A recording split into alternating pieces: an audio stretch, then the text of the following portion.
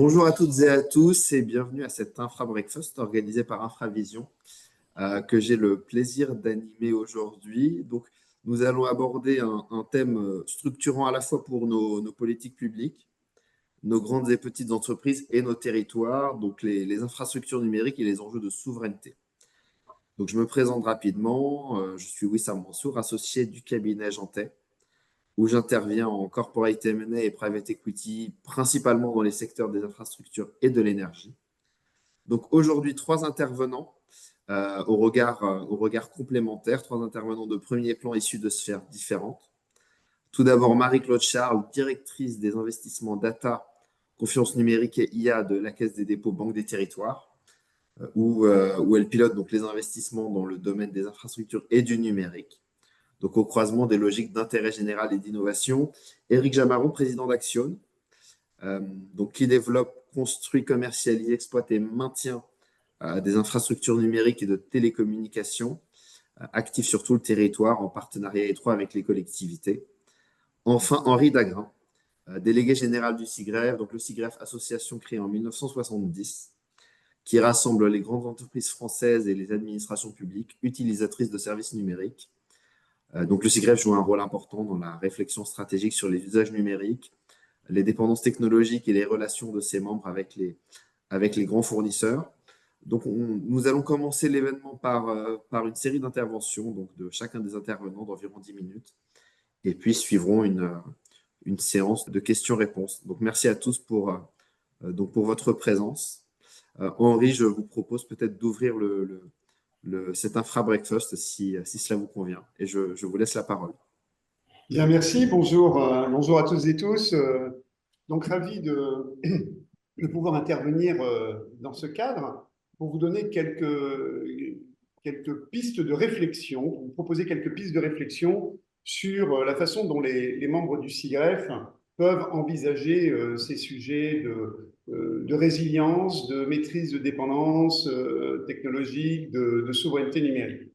Alors d'abord, ce que je voudrais rappeler, c'est qu'aujourd'hui, la question de la souveraineté numérique s'est imposée comme un enjeu central dans le débat public. Et pourtant, cette notion nous apparaît à nous comme étant trop souvent galvaudée. Elle est mal définie, voire elle est instrumentalisée à des fins de communication ou de marketing. Et elle est devenue notamment sous ce qu'on peut appeler sa forme adjectivée. En tous les cas, c'est comme ça que l'a défini le Conseil d'État dans une étude sur la souveraineté numérique, sur la souveraineté que le Conseil d'État a publié en novembre 2024. Il considère que c'est devenu un mot valise, souveraineté numérique, qui désigne aujourd'hui, et souvent dans une confusion qui est entretenue, des réalités qui sont très différentes. Et on met sous ce vocable des notions comme la maîtrise des dépendances, l'autonomie stratégique, la liberté de choix, la préférence nationale ou européenne. Alors d'abord, pour le SIGREF, nous rappelons régulièrement que la souveraineté est par nature un attribut exclusif des États, car dans sa définition la plus orthodoxe, elle désigne le pouvoir suprême qui est reconnu à l'État et qui implique l'exclusivité de sa compétence sur son territoire et son indépendance dans l'ordre international où il n'est limité que par ses propres engagements. Et donc, à partir du moment où on a cette définition et on la prend en compte, il n'y a pas de lieu de retenir une autre définition qui serait différente de la souveraineté dès lors que l'on parle du champ de la technologie et du numérique. Et donc, la souveraineté peut, par choix politique, être partagée ou transférée à des institutions supranationales comme l'Union européenne, mais sans cesser d'être une prérogative des États membres. Et ainsi, parler de souveraineté numérique, c'est désigner la capacité des États membres de l'Union européenne ou de l'Union européenne par délégation à décider des dépendances, à défendre leurs intérêts économiques, juridiques et géopolitiques dans l'espace numérique mondial. Les entreprises, et quand on parle des entreprises, voire des administrations publiques, quant à elles, elles sont concernées essentiellement par les enjeux de maîtrise de leur dépendance technologique et la réduction des risques liés à tout type de dépendance. Et d'ailleurs, c'est une activité qui est essentielle dans la gouvernance stratégique de toute entreprise, de toute administration publique. Dans le champ numérique, cette maîtrise est devenue un facteur clé de compétitivité d'une part et de résilience d'autre part. Cette maîtrise des dépendances consiste à identifier, à évaluer et à contenir les situations de dépendance critique vis-à-vis d'acteurs ou de technologies échappant au contrôle de l'entreprise. Et là, on peut parler des infrastructures cloud, hein, et le sujet est bien connu aujourd'hui, dans un contexte où, en Europe, plus de 70% du marché des services cloud, de manière globale, est préempté par 3 acteurs américains, que sont Microsoft, Google Cloud et AWS. Mais également, il s'agit bien sûr des logiciels, des composants hardware, de normes, de standards, bref, de tout ce qui constitue la métastructure numérique auquel, eh bien, aujourd'hui, toutes les entreprises font appel, toutes les administrations publiques font appel pour leur fonctionnement et de manière de plus en plus profonde. Et donc, la lucidité sur ces dépendances et la capacité à les diversifier, à mitiger les risques qui sont induits par ces dépendances, ou à les neutraliser, sont désormais des composantes essentielles de la résilience organisationnelle des entreprises. D'ailleurs, certaines entreprises régulées au niveau européen, par exemple avec un texte comme DORA, eh bien, sont directement soumis à des obligations de maîtrise de leur résilience organisationnelle et opérationnelle. Alors, on peut faire quand même le constat que l'économie européenne, depuis près de 3 décennies, a relativement négligé son autonomie technologique et a laissé s'installer des dépendances qui aujourd'hui peuvent faire porter certains risques à son économie. On constate bien qu'il y a une concentration du marché des services cloud et des logiciels entre les mains de quelques fournisseurs américains, et que derrière ces dépendances, eh bien, sont induits des risques juridiques qui sont liés à l'extraterritorialité des législations non européennes et à la perte de capacité de négociation stratégique. Et ce sont les 2 symptômes qui sont les plus visibles de ces dépendances. Alors, dans ce contexte, si on veut parler de résilience numérique, qui est un enjeu absolument essentiel pour les entreprises, eh bien, on ne peut se limiter aux enjeux de sécurité numérique. Aujourd'hui, la résilience peut être entendue comme la capacité à maîtriser ses choix technologiques et à mitiger les risques qu'induisent ces choix technologiques. Et la résilience numérique s'impose aujourd'hui comme une priorité stratégique pour beaucoup d'entreprises, au même titre que la sécurité des systèmes d'information. Alors cette résilience numérique, elle ne se décrète pas et elle se construit. Elle n'est plus seulement aujourd'hui une exigence opérationnelle pour les entreprises, elle devient un impératif. Et c'est un impératif qui a une dimension qui s'applique de manière collective, c'est-à-dire qui prend une dimension politique. Et elle conditionne donc la capacité de l'Europe et de son économie à demeurer un espace de liberté, de choix et d'innovation dans un monde dont on constate qu'il est instable et incertain, dans un monde qui, hélas, semble par ailleurs se fragmenter sous les coups de boutoir d'une géopolitique aujourd'hui qui est particulièrement bouleversée. Alors, face à ces enjeux, eh bien, le SIGREF a, il y a maintenant un peu plus d'1 an, décidé eh bien, de mener une étude macroéconomique pour quantifier ces dépendances technologiques de l'économie européenne à l'égard de l'industrie américaine du numérique, en se limitant sur un marché qui est bien défini, qui est celui du marché B2B, du logiciel et des services cloud. Et donc, cette étude qui est en ligne sur le site du SIGREF, et je crois que Wissam Mansour vous mettra le lien vers cette étude en commentaire.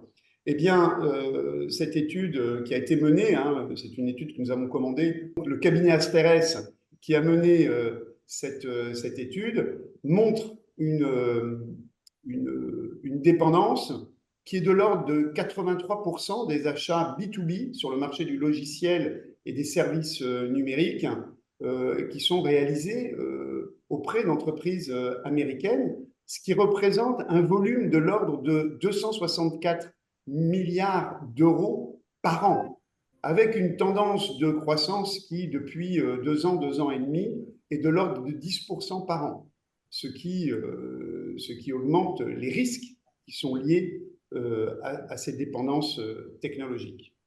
Alors après, bien entendu, nous pourrons reparler dans la suite des dispositions qu'il convient de prendre pour mitiger ces risques. Mais beaucoup d'entreprises se sont déjà engagées dans des stratégies de diversification pour mitiger ces risques. Cette étude que nous avons menée avec le cabinet Asteres, eh bien, nous avons derrière des préoccupations collectives et qui ont bien entendu une dimension politique. Et il conviendra que les autorités politiques, notamment au niveau de l'Europe, prennent en compte ces dépendances et prennent des dispositions à travers les leviers qui sont à sa disposition, que ce soit des leviers réglementaires, des leviers en termes d'investissement public, de commande publique, en matière de fiscalité, puissent permettre d'étendre ces dépendances qui font porter des risques à l'ensemble de l'économie européenne sur le moyen et long terme. Bon, merci beaucoup, Henri, pour cette première intervention. Et oui, je vous confirme bien sûr que l'étude d'Asterès sera bien mise en commentaire de la vidéo pour permettre à chacun de la consulter.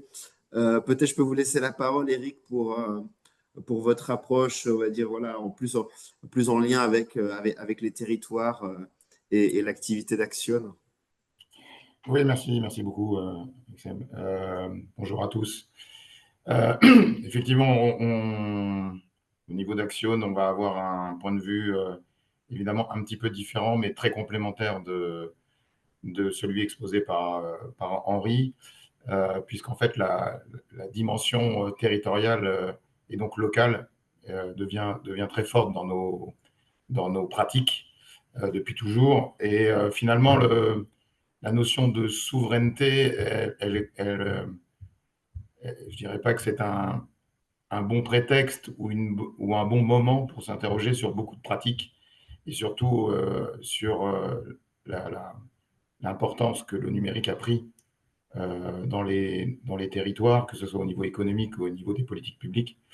Et je dirais la popularité de ce terme souveraineté, dont je reconnais totalement la définition du SIGREF, mais elle a été l'occasion pour les acteurs locaux, qu'ils soient privés ou publics, de s'interroger sur leur maîtrise, sur leur dépendance ou sur ce qu'elles voulaient faire des infrastructures et des services numériques par rapport à leur activité. Alors pour les entreprises, je dirais qu'au niveau des territoires, on a deux types d'entreprises. On a les entreprises qui disposent d'une ingénierie financière, d'une ingénierie technique de haut niveau, avec des directions de systèmes d'information, etc. Je dirais que sans être des très grandes entreprises, c'est des ETI structurées. Et là, je rejoins ce que dit Henri sur les préoccupations de dépendance, de maîtrise, de résilience, etc., qui est déjà organisée. Mais je dirais que du point de vue des acteurs publics, la notion de souveraineté numérique, elle a permis d'ouvrir le regard, enfin de poser le regard des décideurs sur, je dirais, un monde qui a profondément évolué en quelques décennies, je dirais en 2 décennies, un monde qui a mis le numérique, qui a défini le numérique comme un levier à beaucoup de politiques. Et donc, que ce soit dans le domaine de la santé, de l'éducation, de l'administration, de la relation avec les citoyens ou le développement économique, finalement, les infrastructures et les services numériques sont devenus au fil du temps une notion très forte en matière d'accélérateur ou de levier à l'efficacité des politiques. Et du coup, on a eu une période très importante de 2013-14 jusqu'à aujourd'hui, qui a été l'équipement de la France en numérique, en infrastructure numérique, donc ce qu'on a appelé le plan France Très Haut Débit. Donc, le plan France Très Haut Débit a permis à chaque entreprise du territoire ou à chaque citoyen de disposer d'une connectivité la plus, je dirais, performante possible. Donc ça a été une avancée, je dirais, qui pose la France à un rang très élevé au niveau mondial en termes d'équipement. Évidemment, au moment où le réseau téléphonique, lui, est en fin de vie. Donc ça a été le premier pas d'une décennie consacrée à l'équipement, qui a évidemment structuré l'organisation d'un territoire en termes de numérique. Et aujourd'hui se pose la question de ce que l'on fait de tout ça.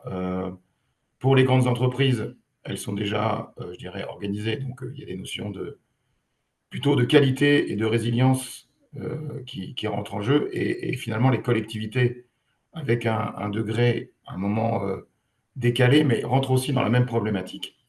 Et cette problématique, elle est un peu différente parce que tout l'enjeu des collectivités, vous savez, vous connaissez le nombre très important de collectivités qu'on a au niveau français, 36 000. Et donc, évidemment, chaque commune n'a pas l'ingénierie technique et financière pour se saisir de ces problématiques, qu'elles soient d'infrastructures, de connectivité ou applicatives. Et donc, ce que la réflexion sur la souveraineté, évidemment de manière déviée, a provoqué, c'est une réflexion sur la mutualisation de l'action, mutualisation d'action qui a démarré sur les infrastructures, puisque des collectivités se sont regroupées au niveau de syndicats mixtes pour équiper leur territoire, donc à l'échelle de département ou de région. Et cette organisation administrative ou politique sur les infrastructures, maintenant s'étend au niveau des services. Et ce qui est, je trouve, une opportunité et une facilité très intéressante parce que vous savez que chaque collectivité reste toujours très friande de son indépendance ou de son autonomie. Et là, sur le numérique, il se trouve qu'à l'échelle de, je dirais, minimum de départements, elles se sont regroupées pour réfléchir ensemble aux services qu'elles pourraient proposer, que ce soit au niveau des petites entreprises ou que ce soit au niveau de l'ensemble des administrations.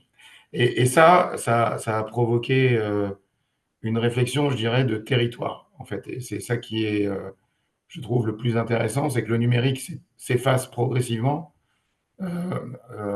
face à des logiques de service qui est finalement l'aboutissement de l'aménagement numérique, quelque part.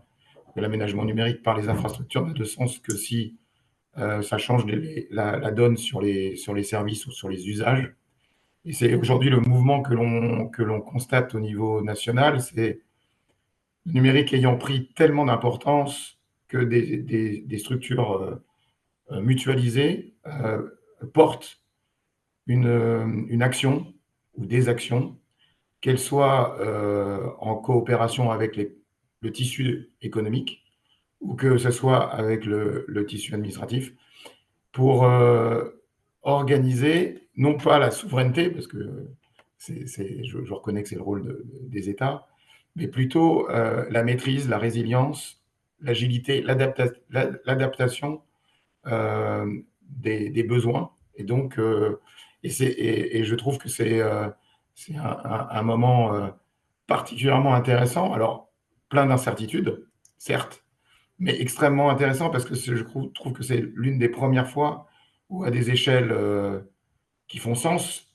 des échelles économiques, des échelles de seuil, donc des effets de seuil, enfin des échelles qui provoquent des effets de seuil, on a des réflexions collectives qui, elles, vont déboucher sur des organisations de long terme avec des visions prospectives et des actions sur le court terme, le moyen terme et le long terme. Et ça, finalement, c'est une conséquence directe de cette réflexion sur la souveraineté et qui est particulièrement intéressante pour la compétitivité et, je dirais, l'adaptation des territoires au monde d'aujourd'hui. Voilà, c'est peut-être un point de vue complémentaire de celui d'Henri, qui concerne directement les territoires, mais je pense que la France est faite de territoires. Et donc, c'est évidemment très intéressant pour la suite de l'influence de notre nation dans le paysage mondial. Merci beaucoup, Eric. Effectivement, c'est en effet à la fois distinct et très complémentaire de la vision d'Henri. J'aurais justement peut-être une question pour vous à l'issue peut-être de l'intervention de Marie-Claude. Marie-Claude, peut-être je vous laisse la parole maintenant pour vous qui êtes un peu à la croisée des chemins entre les politiques publiques et l'investissement dans les territoires.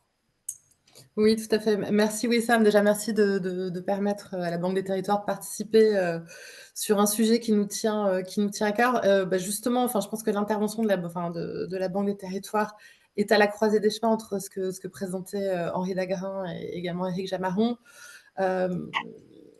Justement, enfin, pour faire un peu le trait d'union, je pense que nous, Banque des Territoires, on est justement là pour œuvrer à mettre en place la résilience qui va au service de la souveraineté, qui effectivement est la prérogative de l'État. Donc moi, je vais vous partager en fait notre regard de la Banque des Territoires, puisqu'effectivement, on est un acteur qui agit à la fois auprès des territoires et des collectivités, mais également auprès d'acteurs privés. Et justement, on crée une alchimie entre tous ces acteurs pour déployer des projets autour de la résilience. Je voulais d'abord vous partager en fait ce que nous, en fait, on considère comme étant les grands enjeux autour de la résilience et de la souveraineté. Souveraineté d'ailleurs qui va devenir une priorité parce que avec la nomination récente d'Olivier Sichel en tant que directeur général du groupe Caisse des dépôts, très clairement la souveraineté va être une de nos priorités et justement l'action de la Banque des Territoires au service de la souveraineté qui était déjà assez forte va s'intensifier. Très clairement, moi je voulais aussi vous partager un peu le contexte aussi dans lequel s'inscrit la nécessité de déployer ces schémas et ces projets autour de la résilience, et notamment sur les infrastructures numériques. Le numérique, en fait, est devenu quelque part la base de toute l'économie, en fait. Tout se fait autour du numérique, et donc la résilience des infrastructures numériques devient absolument clé et s'inscrit dans un environnement qui est extrêmement, en fait, changeant et volatile, que ce soit d'un point de vue climatique, enfin la résilience peut s'adresser d'un point de vue climatique, mais également géopolitique et cybersécurité, et la capacité en fait de nos infrastructures à résister à des attaques étrangères, à savoir s'adapter aussi à tous les mouvements climatiques et tous les gros événements climatiques qui peuvent mettre en péril en fait nos infrastructures numériques et qui sont justement à la base aujourd'hui de pans entiers de l'économie. On peut tout à l'heure, Éric Jamaron mentionnait que ce soit l'éducation, mais on peut parler également des chaînes industrielles, de notre système de santé, même le système financier, en fait. Donc, la résilience des infrastructures numériques est vraiment clé. Et aussi, nous, on travaille à la Banque des Territoires à pouvoir faire émerger un écosystème souverain au sens choisir ses dépendances, notamment par rapport à des acteurs étrangers. Donc, très clairement, l'interdépendance entre le numérique et des infrastructures vitales nécessite en fait une action plurale et qui adresse un ensemble de sujets, parce que les infrastructures numériques, il y a quelques années, Eric le mentionnait très clairement, on a commencé par le déploiement des infrastructures au débit. Aujourd'hui, très clairement, la brique servicielle, en fait, vient donner une nouvelle dimension à ces infrastructures. Je parlerai même également de nouvelles natures d'infrastructures autour de la donnée. Nous, à la Banque des Territoires, on essaye de faire émerger des écosystèmes de données, de data, qui sont également les prérequis, en fait, et quelque part la matière première de tous les sujets d'IA. Donc voilà, donc on est vraiment actif, et ça, ce sont des types d'infrastructures immatérielles. Mais on se rend compte que même la notion d'infrastructure numérique a beaucoup évolué avec le temps. Si je reviens un peu, nous, donc à notre action de Banque des Territoires, qui est vraiment le trait d'union, entre à la fois les enjeux territoriaux, les collectivités et les acteurs privés, nous, on est quelque part le liant qui permet en fait de faire émerger. Donc, si je reviens un peu sur tout ce que nous, on a pu faire pour illustrer le propos, on était extrêmement investis dans le plan dans le plan France très haut débit dès 2013, et aujourd'hui, dans le bilan qui était dressé, c'est vrai que 92% en fait, de la population française est connectée à la fibre. Et comme le mentionnait également Eric tout à l'heure, aujourd'hui, donc on a déployé ces réseaux d'initiatives publiques autour de la fibre première génération et deuxième génération. Et on se rend compte, avec le déploiement de ces réseaux d'initiatives publiques troisième génération qui sont en train d'être relancés, que la brique servicielle, en fait, devient essentielle. Donc, ces notions d'infrastructure numérique, aujourd'hui, sont beaucoup plus globales. Et moi-même, dans la définition, au-delà du très haut débit, j'y inclurai, et ça, c'est vraiment dans un enjeu, en fait, de souveraineté, des notions de câbles sous-marins, des enjeux autour du câble sous-marin, de satellites, vraiment de maîtriser en fait l'ensemble de la chaîne d'infrastructure et pas seulement le déploiement de la fibre en France. Nous, la Banque des Territoires, donc on a été extrêmement actifs pour revenir à notre action. On a investi au total 1,9 milliard depuis 2013 justement dans les infrastructures de fibre. De mémoire, on a 900 millions en prêts et 1 million d'euros en fonds propres qui ont été investis sur 60 réseaux d'initiatives publiques avec à peu près 12 de première génération et 48 de deuxième génération. Voilà, donc aujourd'hui, on est en train de basculer donc, sur des nouveaux types d'infrastructures, donc beaucoup plus servicielles. Et nous, Banque des Territoires, on continue en fait à créer cette alchimie entre acteurs publics et privés. On va se positionner sur les RIP, les réseaux d'initiative publique troisième génération. Mais je voulais également parler de notre action sur d'autres typologies en fait, d'infrastructures numériques et qui sont extrêmement importantes dans une perspective de résilience par rapport à tous les risques en fait, que je mentionnais. Donc nous, on est également présents sur tous les enjeux de câbles sous-marins. Il y a des réflexions également autour du satellite qui devient en fait, un enjeu très, très fort. On ne va pas revenir sur tout ce qui se passe aux États-Unis, Starlink, etc. Mais il y a des forts enjeux en fait, au niveau français et européen sur ces sujets-là. Il y a également tous les réseaux mobiles privés, tout le déploiement de la les réseaux mobiles privés 5e génération. On a également aussi, autour de la résilience des infrastructures numériques, la nécessité d'investir dans des briques technologiques qui nous permettent, autour de la data, d'avoir une certaine résilience par rapport à des acteurs étrangers. On a également tous les enjeux autour même des cas d'usage. Je dérive un peu de l'infrastructure telle que tout le monde l'entend de manière initiale, mais qui illustre aussi le propos par rapport justement à la dimension usage qu'on mentionnait. Tous les cas d'usage qui s'appuient sur ces infrastructures et qui sont également nécessaires en fait, à notre autonomie et notre indépendance. Et bien sûr, je ne fais pas l'impasse sur tous les enjeux autour du cloud, autour des data centers, et le sommet de l'IA en février dernier a mis aussi la lumière sur tous ces enjeux autour des data centers, avec aujourd'hui des projets qu'on qualifie d'hyperscalers, donc vraiment ces gigafactories qui vont vraiment servir à l'IA. Mais pour parler également de résilience territoriale, très clairement, on identifie aussi des forts besoins en matière de ce qu'on appelle des data centers edge dans les territoires. Et pour être justement au plus proche des utilisateurs, des collectivités et des besoins territoriaux. Donc, pour faire en fait un bilan en fait de notre action et à la fois des enjeux, très clairement, la résilience sert les enjeux de souveraineté, et il y a tout un ensemble en fait de sujets et de priorités en fait autour de la résilience des infrastructures, qui sont à la fois également garder une connectivité forte dans les territoires, mais également savoir équiper les territoires en fait de tous les services et de toutes les briques technologiques et de toutes les infrastructures type data center, cloud, qui permettent justement de servir les grands enjeux territoriaux, les enjeux de politique publique qui s'appuient sur ces infrastructures.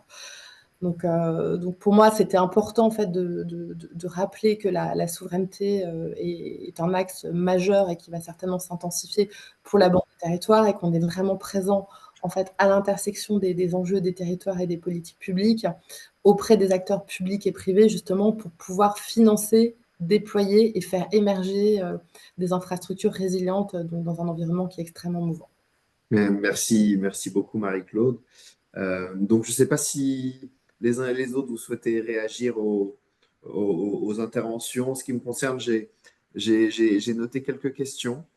Peut-être étant donné que Marie-Claude, vous venez de finir votre intervention, et pour un petit peu rebondir, comment est-ce que la Caisse des dépôts, comment intégrez-vous en fait les critères de résilience des infrastructures numériques dans vos choix d'investissement à la Caisse des dépôts, Banque des Territoires, et éventuellement si vous avez quelques exemples concrets de projets où cet objectif de résilience a guidé votre décision? Alors aujourd'hui, on n'a pas en tant que tel de critères de résilience, c'est plutôt des priorités. Donc, comme je disais, sur des infrastructures, on va dire critiques, justement qui permettent d'avoir des infrastructures résilientes. Donc on n'a pas ces critères, mais on a clairement les priorités en fait que j'évoquais, qui sont à la fois en fait donc de déployer, d'avoir une connectivité en fait sur tous les territoires et permettre justement le raccordement des territoires les plus éloignés. Également d'être présent quelque part sur toute la chaîne de valeur des infrastructures. Donc on a des priorités également sur la partie data center, la partie cloud, les réseaux mobiles privés, les réseaux bas débit. Donc plutôt que de critères de résilience en tant que tel, mais qui peut-être viendront émerger, hein, c'est un peu un sentiment personnel, mais avec tout l'accent qui est mis sur la souveraineté. Donc aujourd'hui, on n'a pas de critères, mais on a plutôt des priorités justement sur le fait de disposer d'infrastructures résilientes au service de la souveraineté. Mais je ne doute pas qu'à un moment émergeront des critères sur la résilience des infra. D'accord, merci beaucoup. Henri, peut-être une question également pour vous sur ces. Vous avez souligné que la souveraineté donc, est une prérogative de l'État et que, donc, que les entreprises doivent plutôt viser la maîtrise de leur dépendance. Du coup, dans le cadre d'une politique de souveraineté, quelles sont justement ces dépendances des grandes entreprises que l'État ou l'Union européenne, pour ces domaines de compétences, pourrait favoriser la maîtrise et surtout concrètement par quels moyens? Oui, merci pour cette question. D'abord, je voudrais rappeler que le sujet de la maîtrise de ses dépendances pour une entreprise, c'est quelque chose d'assez classique. C'est un élément essentiel de la gouvernance de toute entreprise que d'identifier ses dépendances, d'identifier celles qui font porter des risques à l'entreprise, de dépendance vis-à-vis de fournisseurs, vis-à-vis de clients ou vis-à-vis d'actionnaires d'ailleurs, hein, ou de compétences. Hein. Donc c'est multifactoriel, hein, le sujet des dépendances pour les entreprises. Et puis ensuite d'identifier celles qui sont critiques et de trouver des solutions pour les résorber, les maîtriser. Donc ça, c'est un sujet qui appartient à toutes les entreprises, qui fait partie de la gouvernance classique d'une entreprise. Maintenant, dès lors qu'il y a des dépendances qui peuvent être systémiques au niveau de l'économie, ben, il appartient à l'État ou aux organisations supraétatiques comme l'Union européenne eh ben, de prendre des dispositions eh ben, pour résoudre le sujet, pour apporter des solutions à ce sujet, dès lors qu'il nécessite d'être traité de manière collective. Hein, et c'est donc à travers des politiques publiques. Eh bien, en la matière, nous voulons rappeler que les États et l'Union européenne, qui a d'ailleurs des prérogatives en la matière, eh bien, disposent de certains leviers, à commencer par celui du droit de la concurrence, qui est aujourd'hui, à l'évidence, en tous les cas, sur le sujet du marché du numérique, sur lequel il y aurait pas mal de choses à faire. D'un point de vue réglementaire, je prends un seul exemple.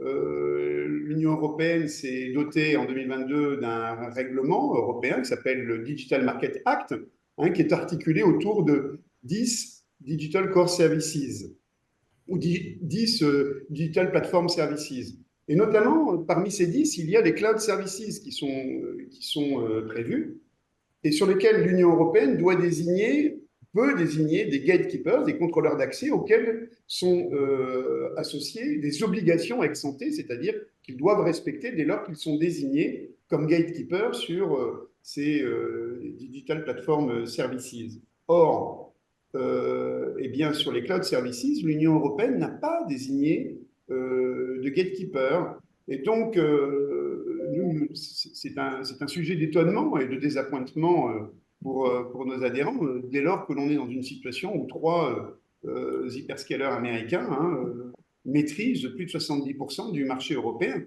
Ces obligations sont faites pour rééquilibrer les forces de marché et faire en sorte que d'autres acteurs puissent émerger à côté, notamment des acteurs européens. Vous voyez, donc il y a des leviers de nature réglementaire, le respect du droit de la concurrence est un sujet. Il y a d'autres éléments qui peuvent être mobilisés, notamment les investissements pour faire croître quelques champions. Mais là, il faut faire des choix. Il faut dire, nous, on n'aura pas 10, 15 acteurs qui seront de la classe des 10% du marché mondial. Il y en aura peut-être un ou deux en Europe. Encore faut-il les identifier et leur permettre la croissance auquel l'ensemble de l'économie européenne à laquelle elle peut espérer pour produire pour aider à faire émerger des alternatives européennes permettant d'hybrider les systèmes d'information et les services cloud avec plus de choix. Vous voyez, on parle de choix. Et donc là, à l'évidence, le choix, notamment le choix européen, est assez peu présent. Il existe également le levier de la commande publique, en massifiant peut-être les achats autour de la commande publique au niveau européen. Peut-être qu'il y a là des leviers qui permettraient de faire émerger des acteurs européens dans le cadre de politiques publiques européennes de maîtrise de ces dépendances technologiques. Et ça appartient aux États, ce sont des choix politiques. Pour les entreprises elles-mêmes, eh bien, ce qui compte derrière la maîtrise de leur dépendance technologique, c'est leur résilience. Leur résilience, et la résilience numérique, elle n'est pas uniquement attachée à la maîtrise des dépendances, mais là aussi, c'est une définition multifactorielle. La résilience intervient, bien sûr, la sécurité numérique, mais également la maîtrise des compétences critiques dont on a besoin pour développer et assurer le fonctionnement et l'excellence opérationnelle de ces systèmes d'information. Il y a également donc d'autres éléments qui interviennent, c'est-à-dire la capacité à réduire toutes ces dépendances auxquelles peuvent être confrontées les entreprises, notamment vis-à-vis de leurs fournisseurs. Et d'ailleurs, cette résilience numérique va faire l'objet dans les mois qui viennent du développement d'un indice de résilience numérique et qui est d'ailleurs porté avec force et conviction par le directeur général de la Caisse des dépôts, Olivier Sichel, qui en a présenté les principes avec la ministre Clara Chapaz lors des rencontres économiques d'Aix-en-Provence le 4 juillet dernier. Et donc cet indice de résilience numérique sera à la disposition de tous ceux qui voudront s'en saisir pour, sur les différents axes de cet indice, mesurer ces dépendances, définir quelles sont les dépendances critiques et en fonction de ces orientations stratégiques, décider de mitiger les risques qui sont associés à ces dépendances pour renforcer sa résilience. Et d'ailleurs, je pense qu'un tel indice, à un moment donné, concernera également les territoires, les collectivités territoriales, à travers leurs infrastructures, les infrastructures numériques qu'elles pilotent, dont elles disposent, et ça sera un élément essentiel qui sera à la disposition de tous ceux qui vont s'en saisir. Et donc, grâce à la Caisse des dépôts, nous allons pouvoir développer, et d'autres acteurs, des membres du CIGREF d'ailleurs, nous allons pouvoir développer cet indice de résilience numérique, et nous en sommes ravis. Merci beaucoup, Henri, pour toutes ces perspectives à la fois d'action et puis de réflexion que nous pourrons continuer à mener dans le cadre également d'Infravision. Eric, alors peut-être une question également pour vous. Donc toujours du coup au niveau des collectivités, à la lumière de votre expérience à la tête d'Axione, comment voyez-vous aujourd'hui l'articulation des rôles entre l'État, les opérateurs privés et les collectivités pour renforcer la résilience des infrastructures dans les territoires et quels ajustements justement de cette articulation vous sembleraient aujourd'hui prioritaires pour mieux faire fonctionner cette coopération? Vaste question. Je vais en prendre qu'un petit bout. Je vais rebondir sur les propos d'Henri. En fait, avec l'indice de résilience, qui me paraît être évidemment une très bonne idée. Je crois que le monde a profondément changé. L'État-providence, ça a fait long feu depuis longtemps.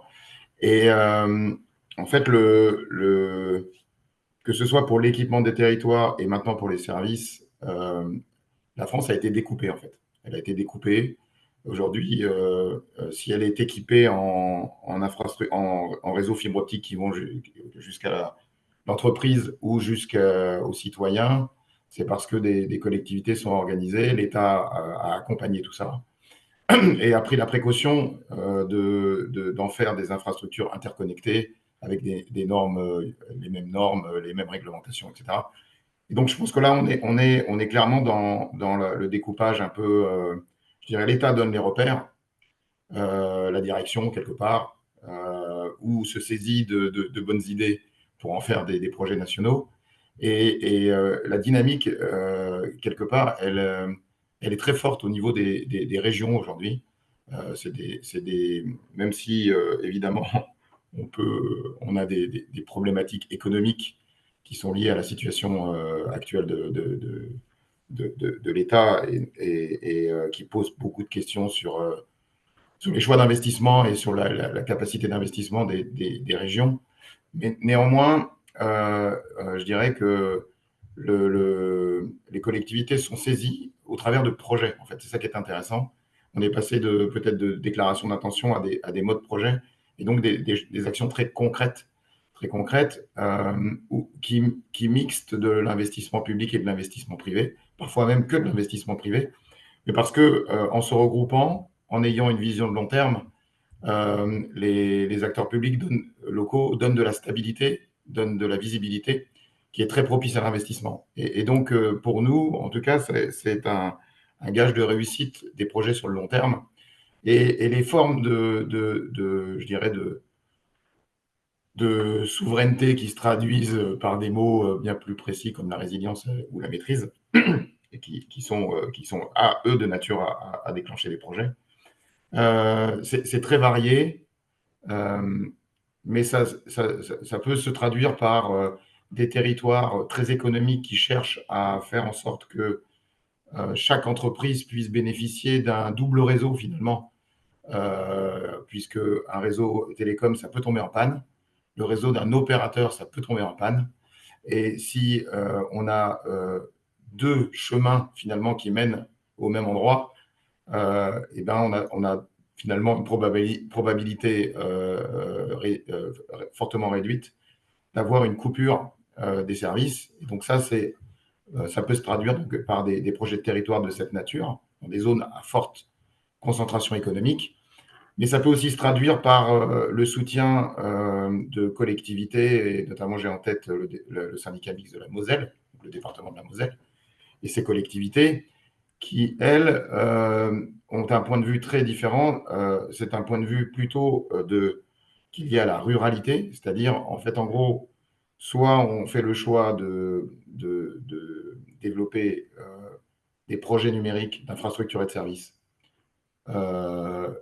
uniquement dans les grandes collectivités qui ont les moyens de faire, ou alors une collectivité regroupe d'autres collectivités, ce que je disais un peu tout à l'heure, mais pour définir des projets de services, en fait, et pour maîtriser complètement les services proposés à l'ensemble des collectivités rurales. Et quand je dis services, c'est deux aspects. Un premier aspect qui est un aspect de service, c'est-à-dire de l'accès Internet, de la téléphonie, de la sauvegarde, enfin, tout un tas de services numériques qu'une collectivité veut maîtriser, y compris dans les politiques publiques je dirais, liées au changement climatique, par exemple, notamment tout ce qui concerne les capteurs sur des réseaux de bas débit. Donc, il y a un premier niveau, un premier axe qui est très service. Et le deuxième, qui me paraît être encore plus intéressant, c'est le fait qu'une collectivité devienne tiers de confiance pour les autres collectivités qui n'ont pas la capacité la capacité à anticiper, la capacité à se doter d'infrastructures ou de services pérennes, et que ce tiers de confiance le fait pour elle. Et finalement, ça, c'est je trouve, le grand apport à la fois du plan France Très Débit et des réflexions sur la souveraineté, c'est une conséquence. C'est que finalement, le numérique, comme on le disait précédemment, est devenu tellement important qu'il y a une collectivité en tant que telle qui va créer un service public, des services numériques pour le compte de ces collectivités. Donc, c'est une notion complètement, je dirais, anachronique, hein, créer un service public aujourd'hui. Pour autant, dans un domaine très précis qui est les services numériques, donc les infrastructures et les services numériques. Et ça, c'est ce que disait, ce dont parlait Marie-Claude sur les RIB de troisième génération, les réseaux d'initiative de troisième génération orientés services. Et ça, je pense que la France, vous savez, la France est découpée en deux zones, hein. Une zone dense qui représente les préfectures, les métropoles, et puis une zone rurale où on se concentre quand même 40% de l'activité. Et je dirais aussi probablement une partie de la richesse du territoire, auquel, en tout cas, nous, on y croit, à la richesse des territoires ruraux, à la capacité de création de richesse.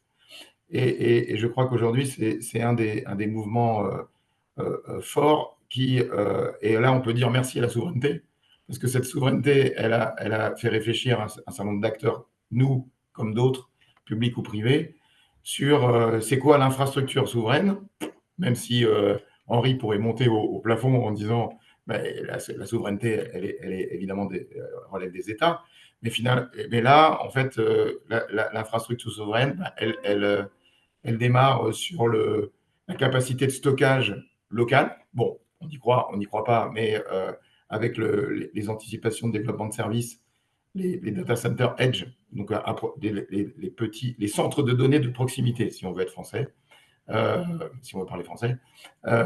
Et ben, ça démarre là, ça va et donc ça c'est très local.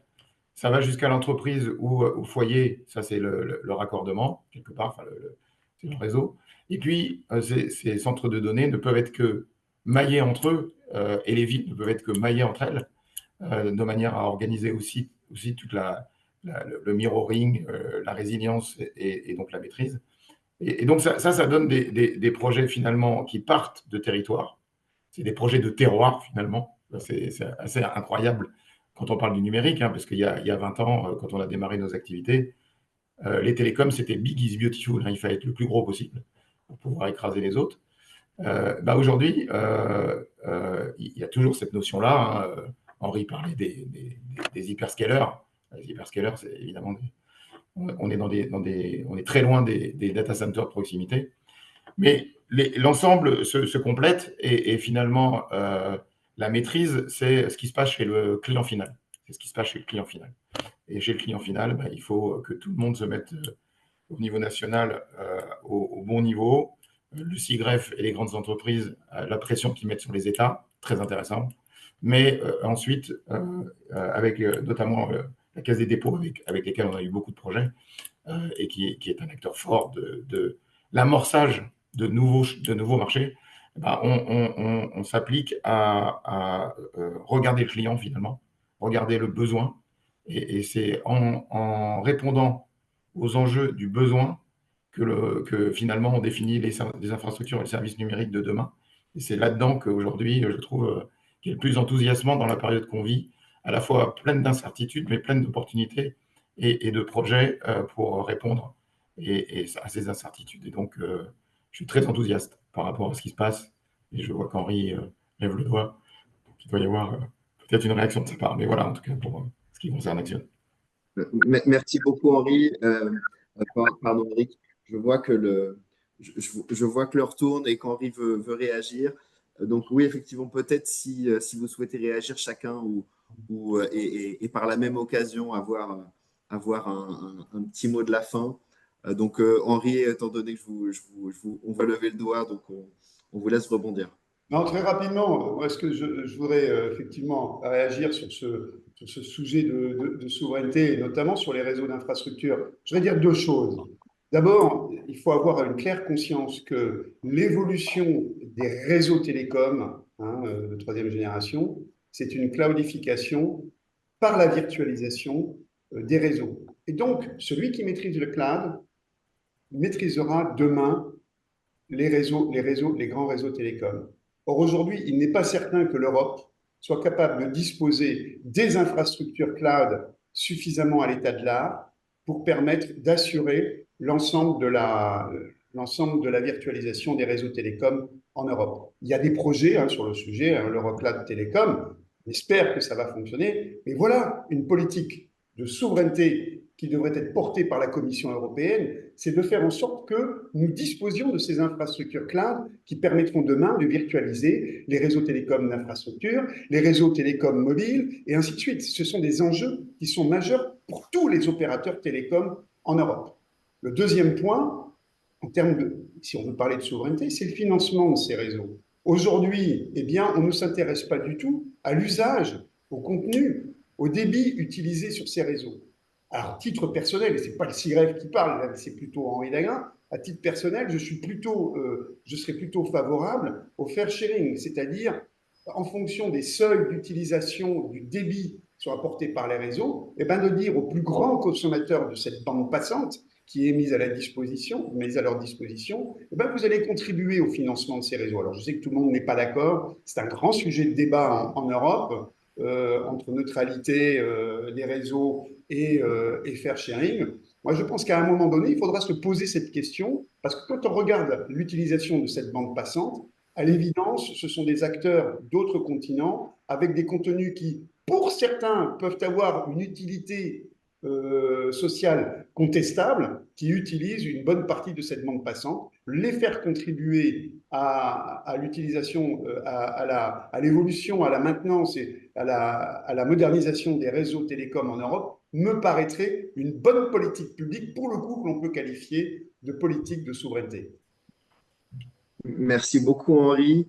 Peut-être Marie-Claude, si vous voulez rebondir ou plus généralement votre Oui, bah non, mais mot de très la fin. inspirée parce que viennent de dire Henri et Eric.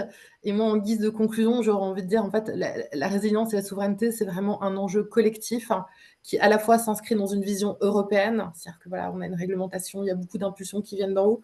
Mais pour rebondir sur ce que disait Eric, ça part aussi d'en bas, c'est-à-dire du terrain. Et sur le terrain, j'entends à la fois les usagers, les usages, comment même les collectivités, les territoires s'en saisissent. Et c'est vraiment la résilience et la souveraineté, c'est vraiment un enjeu qui se construit collectivement à différents niveaux. Henri, tout à l'heure, parlait également de la formation, parce que là, on parle beaucoup des infrastructures, mais je pense que pour pérenniser en fait même la compétitivité et les initiatives, il faut être en mesure de former, à la fois en matière d'utilisation, mais également en termes de les cerveaux qui vont continuer à déployer cette compétitivité.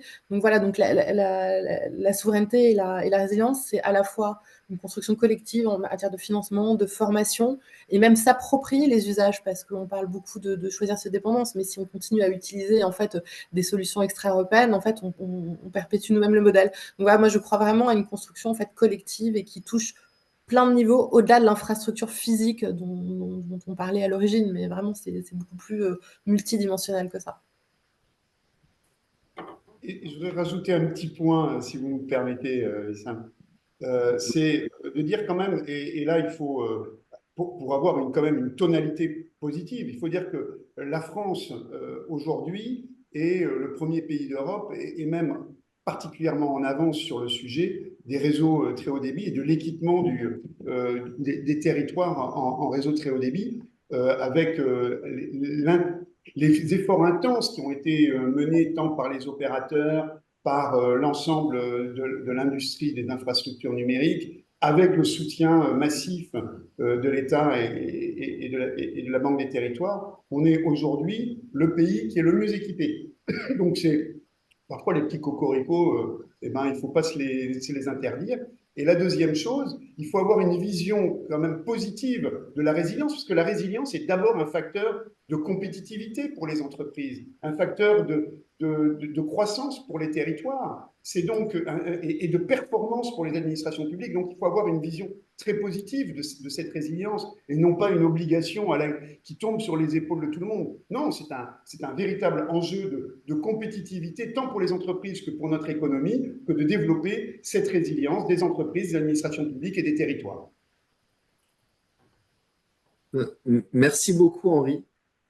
Je comprends que, sauf avis contraire de Marie-Claude ou Eric, on est sur le mot de la fin. Donc, merci beaucoup vraiment à tous les trois d'avoir été disponibles et d'avoir échangé ces visions différentes et très complémentaires. Donc, c'est pour ça qu'on a constitué voilà, cette équipe et je pense que ça s'est confirmé dans les échanges. Alors, juste pour indiquer la suite, donc une publication pour Infravision suivra sur la base de cet échange qui s'inscrit dans le cadre de notre groupe de réflexion au sein d'Infravision sur la souveraineté et les infrastructures donc, au sens large. Et ça recoupe d'ailleurs également de façon très opportune le thème de la prochaine InfraWeek qui se tiendra en novembre. Eh bien, écoutez, un grand merci à tous et à très bientôt.